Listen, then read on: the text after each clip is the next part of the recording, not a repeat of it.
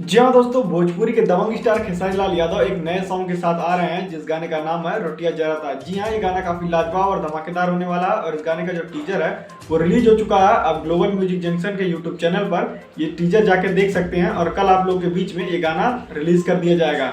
मैं आपको बता दूं, इस गाने में खेसारी लाल यादव के साथ सृष्टि ने अपनी आवाज दी है और काफी लाजवाब तरीके से दबंग स्टार खेसारी लाल यादव ने इस गाने को गाया है। और गाने का जो वीडियो सॉन्ग है उसमें आपको श्वेता मेहरा खेसारी लाल यादव के साथ ठुमका लगाते हुए दिखेंगी, यानी कि खेसारी लाल यादव काफी तेजी से तैयार है और इस गाने को रिलीज करने के लिए काफी बेताब है उनकी टीम।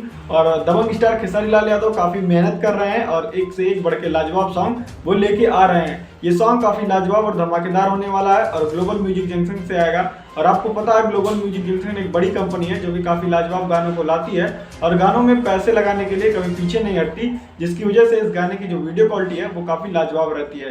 तो क्या आपको इस गाने का इंतजार है? हमें कमेंट बॉक्स में जरूर बताइएगा और ऐसे भोजपुरी अपडेट के लिए हमारे चैनल को लाइक शेयर सब्सक्राइब करना ना भूलिएगा।